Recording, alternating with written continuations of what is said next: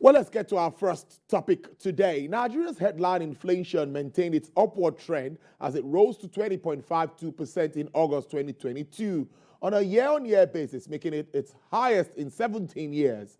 The headline inflation has risen steadily in the last 9 months, a development that forced the central bank to raise the nation's benchmark interest rate, the monetary policy rate, by 250 basis points from 11.5% to 14% between April and July this year. However, depreciation of the local currency, disruptions in the food products, and increase in cost of production has been described as part of the facts behind the latest increase. Well, let's analyze this further, and joining me to do this via Zoom is Professor Ken Ife. He's a London Enterprise Ambassador, Chief Economic Strategist at ECOWAS Commission, as well as a development economist. Professor Ken Ife, good afternoon, and thank you for your time. Thank you very much for having me. Yes, I know the increase in inflation didn't come to you as a surprise, but for you, what is your take with regards to the increase that we actually witnessed? Were you thinking we'll get something more or less than what we have? And are we going to continue with this trend as we move to the end of the year? Well, I don't expect this to be the highest you will get. Because why? Is when you look at, if you disaggregate the data for states, you see that the states like Kwara State is recording 31%, Bonny 28%, Rivers 27%. So if some of these states are well above this average of 20.52, then it tells you, although there are some that are well below, like Jigawa 17.7 and Zamfara Oyo 19.8, but quite a good number of states are well above this average, so which shows that we'll not come to the end of it.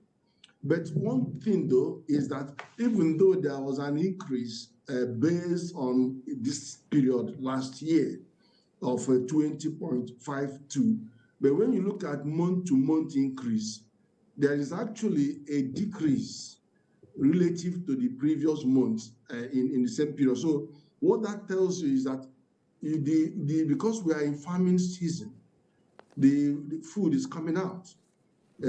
Secondly, the petrol circumstance has normalized a bit because one of them was scarcity of petrol and then high price of petrol. But the thing is that, and diesel, of course, the thing is that even the diesel price is coming down slightly. The petrol queue have disappeared.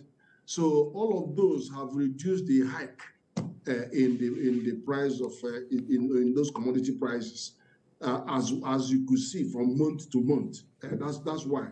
But overall, still we are still in very high region. I'm also seeing that there's still have increases in price of gas, liquid fuel, passenger travel, of course, by road and by air. All of this will definitely have an impact on this figure. But let me ask, are we to see something like a reduction when it comes to price of food? Like you mentioned that it's the season, of course, farming season. But what are we expecting with regards to price of food stuff? We still have insecurity on one side. Farmers say they have to even pay to get to their farms. Now, the insecurity, of course, is very, very crucial to the inflationary pressures we are having, especially around food. And so that hasn't abated, although I know that the continuous rainfall and the swampy environment are making it more difficult for them to strike. And you could even hear stories about quite a lot of them disengaging in the Zambisa forest. So, but that notwithstanding, the other areas of concern are, of course, the imported inflation part of it due to currency situations where we have. So all the imported raw materials and foodstuff and other items are just passing through to the consumer. So the inflation is continuing to be high. And you can actually see that this is the second month that the urban inflation sub-index has actually exceeded the composite price index. They usually stay well below by 3% or more to 5%, or 3% to 5%. But now they have actually gone ahead, ahead of that. what that tells you is that not only that the urban area is the theater of inflation, but much of the things that are differentially consumed in the urban city, like transport stuff, from transporting things from rural to urban, imported materials and imported goods that are consumed in the urban area, all of them are trending up. So that is the theater. Urban area is the theater of inflation. But having said that, the rural inflation is also below at 20.12, is still below the 20.52, but still a lot less than the urban inflation. So the overall, but the core inflation has remained reasonably, is around 17.24%. So that has still stayed down, because all core inflation is all indices minus food sub-basket index. So that has still stayed within range.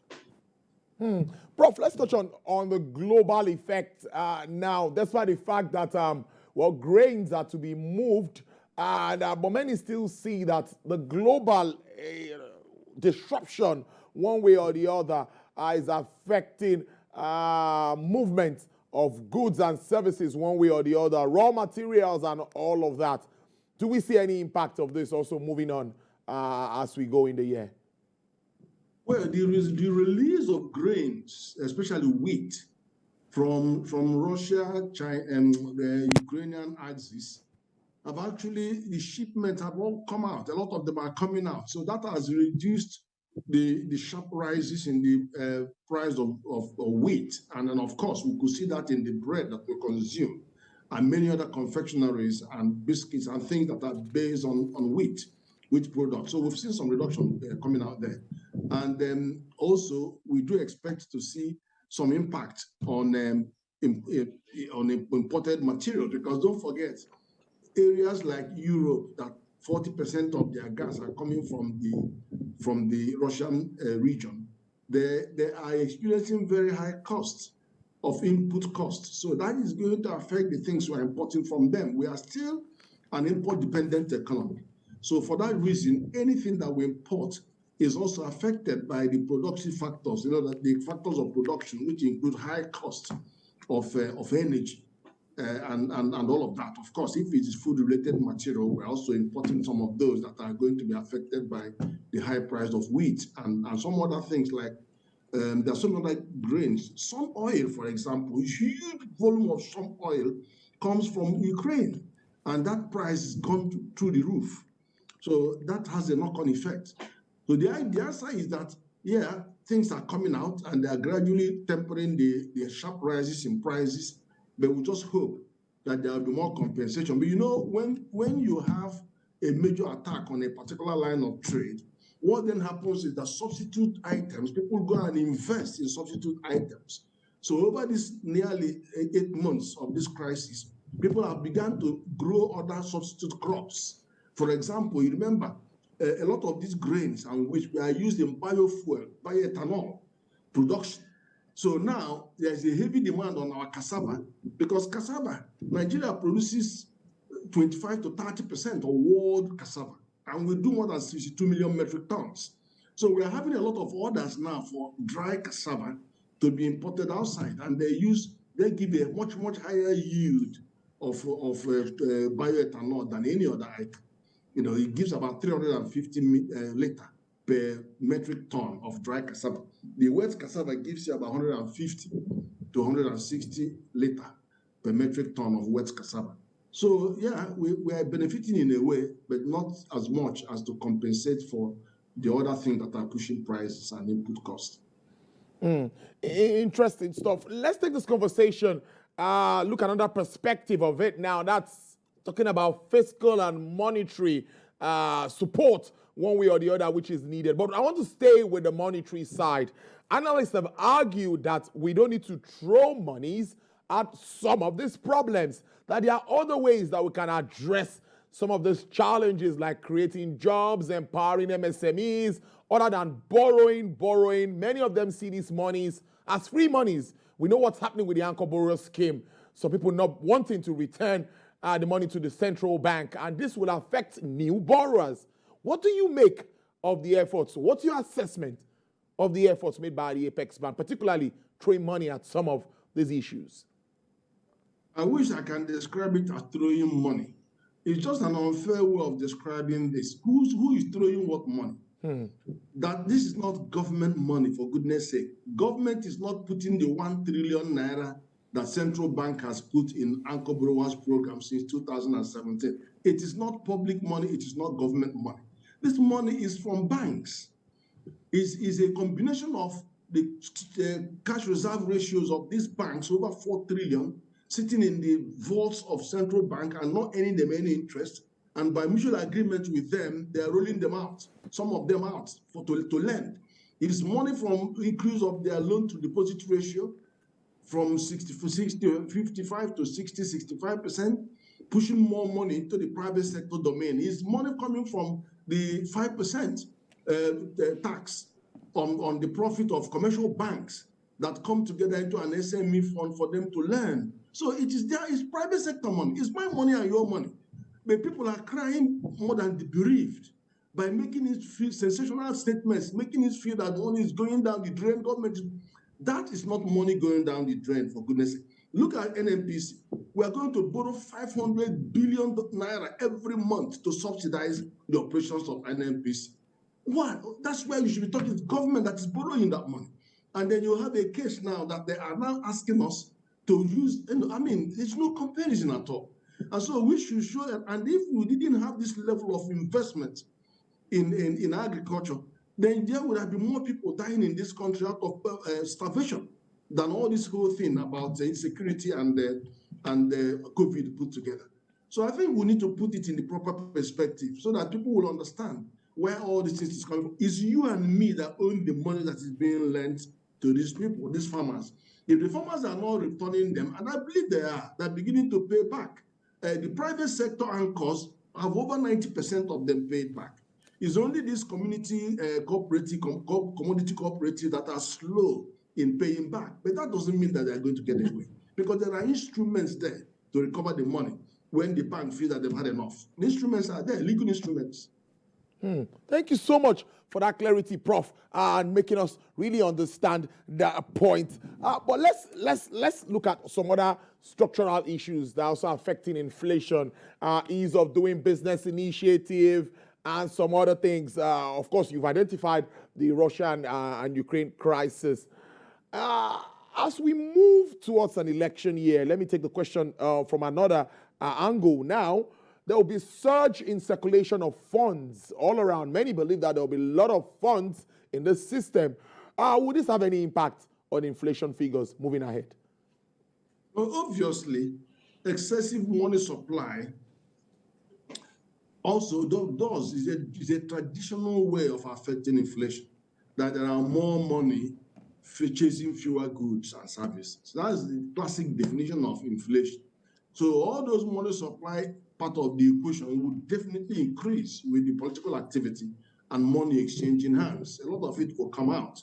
What we try to avoid is that let the majority of that money don't become borrowed money from bank to give out, because that is where we have issues. But if what is being given out by bank is going to increase productivity, going into production and increasing productivity, then there's no issue, because it will have the capacity to repair, and then it keeps the economy going and increases aggregate output. But if it is the other way around, just simply pour money into circulation without a commensurate increase in aggregate output, then we have challenges there, and that will definitely affect inflation.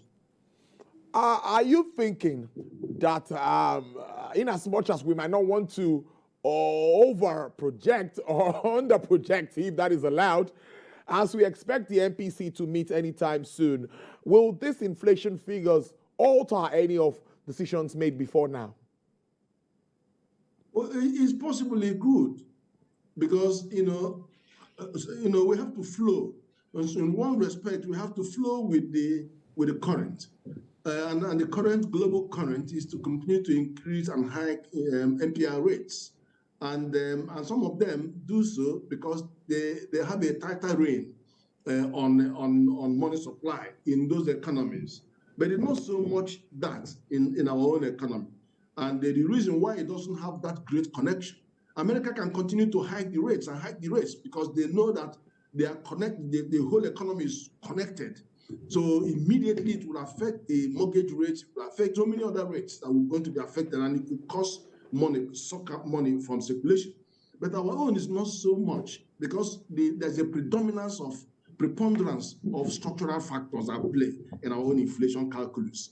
And we know that from the prices that are rising on input costs, the transportation costs, the diesel costs, the all kinds of costs that are coming up and are rising. And our import dependence means also there's so many other imported inflation that are coming in. And there are demand pool inflation coming from over 100 million people surrounding us from Francophone countries that are buying our food because our currency is devalued relative to their own. So they are buying our food is cheap, so they keep on buying all their food stuff, forcing this kind of scarcity that we have. So all of those are not they're not in the purview of monetary policy. And even within the monetary policy, you have very low number that are about nearly 40%, between 33 to 40% that are actually outside the banking sector, don't have bank accounts. And then also over 100% million Nigerians are poor, and then 80 million beyond poverty line. So all of these people that are outside the banking sector, and of course some of our young people have left the banking sector and gone to cryptocurrency. So because of that, you have to now question the effectiveness of monetary policy in terms of reaching out to those that have the money within the banking sector. So that's some of the challenges that we have. So it's possible that the NPR rate might increase for whatever it means, but that does not mean that you're going to find a one-to-one relationship that if you increase it by 2%, that inflation will come down by 1%. No. You don't have that kind of relationship.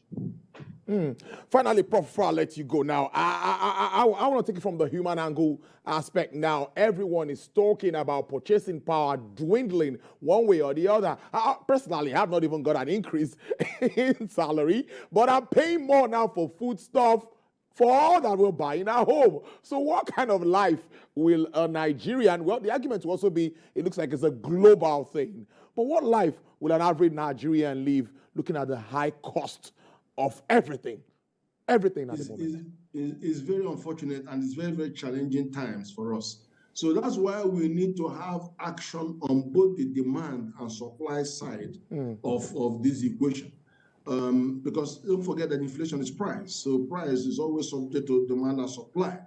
And the key element in that demand and supply equation has always been the forex side because of our import dependence. So what happens is that we have forex, 79% of it is coming from crude, 10% is from gas, and then that means 89% coming from the petroleum sector. And then the remaining 11% or so is what the CBN has access to. In other words, how much FDI can you get in, how much portfolio investment can you get in, and then how much of the other diaspora remittance, all those stuff. But then when NNPC that should be sending about 3 billion every month to CBN to help CBN defray $1.8 billion import bills every month, is only sending them 300 million, which instead of 3 billion. So you can see where it's all stacking up. And then you are an import-dependent economy, so you are constantly looking for that dollar to import to all the frivolous items. And then you see the translation of those tendencies on the trade imbalance between Nigeria and China, which is well over 2 trillion. So all of that are hitting up our destiny and challenging those who have decided to do backward integration and import substitution. They are producing the food, but they are still smuggling the rice from neighboring countries through porous borders. Still smuggling some of these goods, affecting them, buying the cotton in the midnight and taking them away, denying the cotton we are producing to the ginneries and to the garment manufacturers. There are so many contrivances against our monetary and fiscal policy that you just have to wonder how long will we continue like this. Well, it's a good way to leave it. It's a big one there, Prof. How long would we continue like this? Professor Ken Ife is a London Enterprise Ambassador, Chief Economic Strategist at the ECOWAS Commission, as well as a development economist. Prof, thank you for your time. To enjoy your afternoon. Thank you very much for having me.